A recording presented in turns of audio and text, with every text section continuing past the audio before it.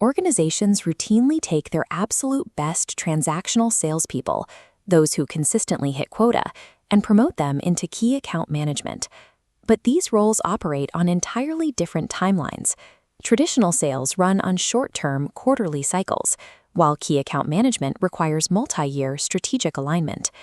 A key account manager must engage in consultative problem-solving and coordinate cross-functional teams, a process extending well beyond a single financial year. Yet companies routinely change the job title while keeping the newly promoted manager on their old commission-heavy short-term incentive structure. The immediate thrill of closing an individual deal clashes directly with the slower, supportive tasks required to actually lead a key account. Driven by those old metrics, a newly promoted manager might step in and close sales for their representatives, actively undercutting their own team's motivation to hit a quick number. They begin to neglect essential, control-oriented managerial duties, brushing them aside as bureaucratic busywork.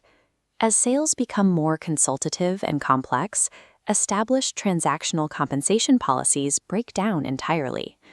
Firmly applying short-term compensation models to long-term key account roles actively damages the organization. It misaligns the employee's timeline with the customer's timeline. In the modern sales environment, rigid performance targets and short-term financial incentives actively mutate employee behavior, warping the very foundations of your organization's structure. Look at this matrix outlining the unintended consequences of metrics. The first is gaming. Individuals will engage in opportunistic or unethical conduct just to hit a quota. They will also distort intelligence about markets so targets are lowered. Next is selective attention.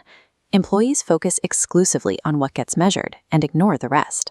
This strips away the unmeasured necessities of key accounts, particularly trust. Then there's the illusion of control. Strict measurement frameworks blind managers to actual cause and effect mechanisms. If a competitor's product quality drops, your sales might temporarily spike. A blind metric system captures that bump and incorrectly rewards the sales team's effort.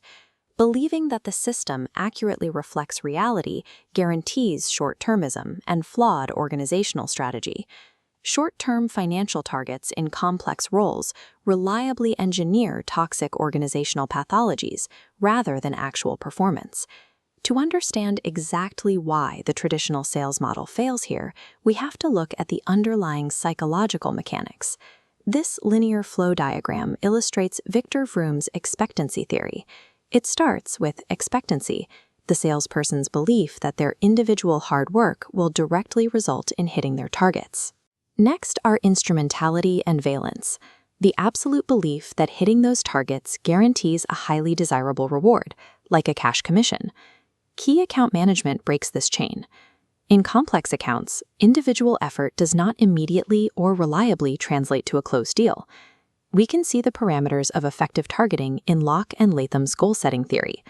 A critical component is target controllability, the degree to which an individual actually controls the variables. In multi-year deals, controllability is low. Success requires broad collaboration. When a goal is aggressively short-term but the work is complex, the target feels unachievable. At that point, commitment vanishes. Expectancy theory only functions when outcomes are immediate and controllable, making it structurally incompatible with the distributed nature of key accounts.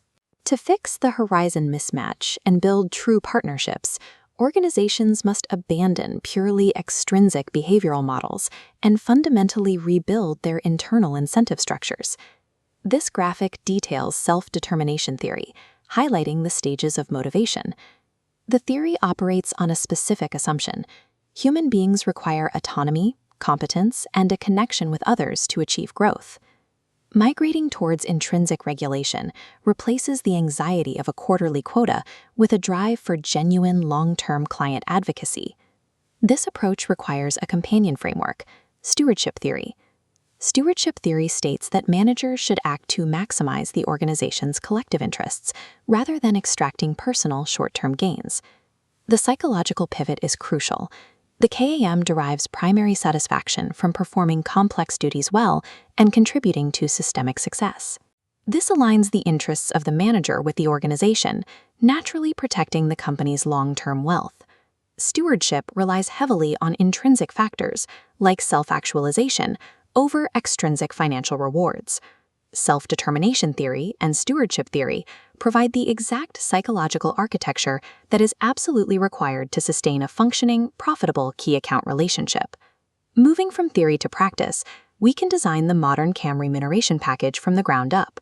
A strong, stable base salary is the mandatory foundation. It removes short-term financial panic and permits multi-year strategic planning. The second tier consists of financial bonuses. These must be tied to long-term account health and multi-year milestones, not immediate transactional revenue. This title card, highlighting the split between financial and non-financial rewards, points to the necessity of non-financial benefits to feed those intrinsic motivators. Structural benefits like health insurance, pension funds, or stock options tie the employee's wealth directly to the organization's long-term survival. Organizations must also provide clear development opportunities. Reimbursing tuition, mapping career paths, and providing professional training fulfill the competence requirement of self-determination theory. Equally important is recognition. Both informal feedback and formal programs fulfill the psychological need for relatedness. This holistic architecture stands in stark contrast to the brittle, outdated commission model. In organizational design, you get the behavior you measure and reward. If an organization wants true strategic partnerships, it must engineer a compensation system that rewards long-term stewardship over short-term salesmanship.